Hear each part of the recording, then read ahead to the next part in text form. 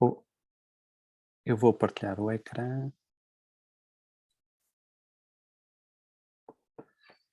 Pronto, esta partilha, centra-se sobretudo em 2 unidades curriculares, Mecânica de Solos 1 e Mecânica de Solos 2, que curiosamente foram as unidades curriculares que cada um de nós, escolheu, quando fizemos o Docência Mais em 2020.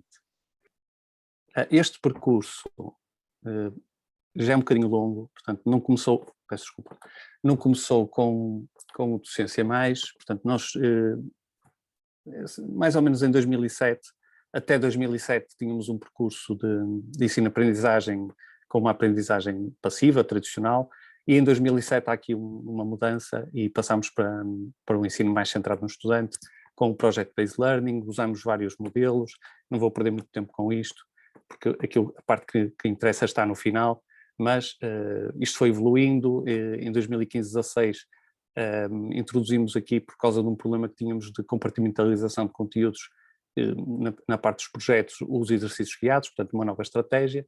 Em 2019 eu participei no Docência Mais, na primeira edição do Docência Mais, e depois estive de sabática. A Margarida pegou novamente na unidade curricular, introduziu também algumas estratégias novas e então dá-se o Docência Mais 2020 e então aqui surge a nossa transformação com o Blended Flipped Learning que implementamos este ano letivo nas 2 unidades curriculares que referi anteriormente.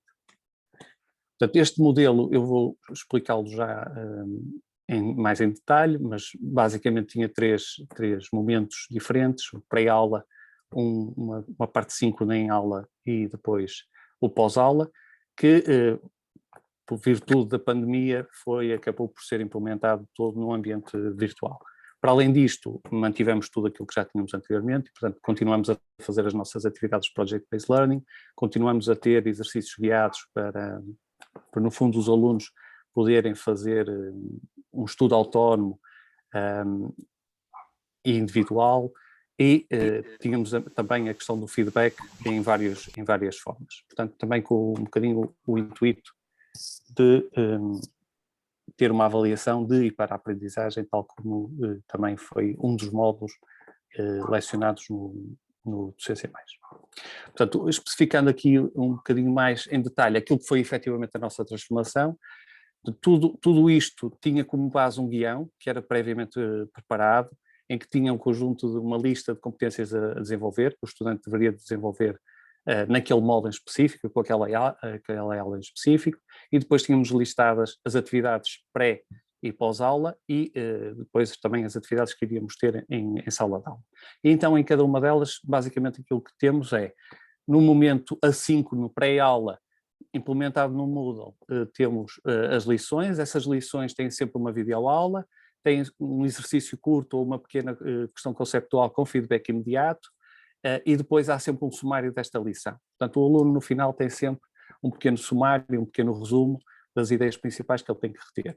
Isto permitiu-nos depois libertar tempo para, em momento síncrono, com a ajuda do Voxvote, fazer discussões, fazer aprofundamento dos conhecimentos que eles, ou aquilo que nós pretendíamos é que eles adquirissem antes da aula, e permitiu também libertar tempo para a resolução de exercícios, uma vez que estas unidades curriculares de engenharia têm sempre esta componente prática bastante presente. E no momento pós-aula, e indicado no guião, tínhamos então algumas sugestões. Portanto, a conclusão dos exercícios e os exercícios que deveriam fazer do caderno de exercícios, e depois também algumas secções do livro de apoio que deveriam ler. E eu agora passava a palavra à Margarida. Obrigada. Tal como o Joaquim disse, as nossas atividades estavam estruturadas no Moodle e está aqui um exemplo de como isso era feito. Portanto, sempre o guião como o primeiro ponto, o primeiro elemento que os estudantes viam, uma ou duas lições dependendo da aula, e depois disponibilizávamos o material da aula síncrona e eventualmente algum material adicional para atividades pós-aula. O nosso objetivo era, acima de tudo, promover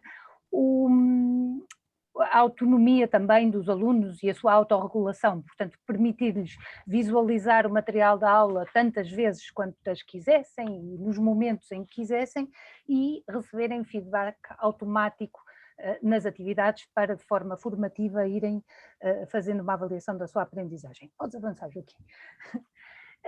Obrigada. Fomos fazendo também, em vários momentos, uma avaliação de todo este processo de transformação. Isso foi feito de forma informal, muitas vezes em conversa com os alunos, mas criámos um mecanismo muito simples, um formulário da Microsoft, onde perguntávamos o que é que queriam que deixássemos de fazer, o que é que não gostavam, aquilo que gostavam que começássemos a fazer na unidade curricular e aquilo que queriam que se continuasse a implementar.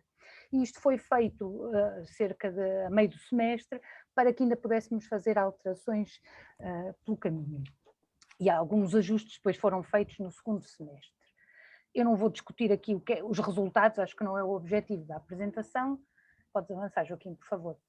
Aquilo que nós tentámos fazer aqui, no fundo, foi um mapa dos diferentes módulos do Docência Mais e de como eles contribuíram, no fundo, para a transformação que nós fizemos. E, portanto, nós adotámos, também por força das circunstâncias, um modelo de blended learning, porque inicialmente tivemos que lecionar as unidades curriculares numa versão de 50% presencial, 50% à distância, e depois, em confinamento, foi completamente à distância. Continuámos, como disse Joaquim, o Project-Based Learning que já tínhamos e implementámos então o Flipped Learning. E creio que se calhar não vale a pena estar a descrever tudo o que está aqui por uma questão de tempo. Queres avançar, Joaquim, por favor? Como notas finais, e se calhar aqui é que são as mensagens importantes. Às vezes, aquilo que nós sentimos é que às vezes, quando se fazem formações deste género, estamos todos à espera de ouvir uma receita de alguma coisa que vai funcionar de certeza e que vai fazer da nossa unidade curricular um sucesso.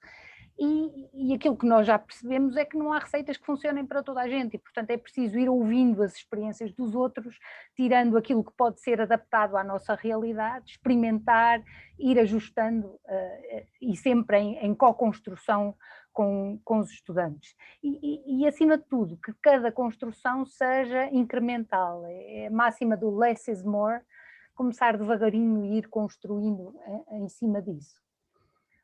Outra questão que nos parece essencial é a discussão e partilha de ideias com colegas também, para permitir a validação das práticas pedagógicas, fazendo com que nós, no fundo, consigamos construir as nossas experiências validadas não só pelos trabalhos que são publicados na literatura, mas também pela interação com os nossos pares. E pronto, e era isto que tínhamos para vos dizer. Muito obrigada. Obrigado. Obrigada, Margarida.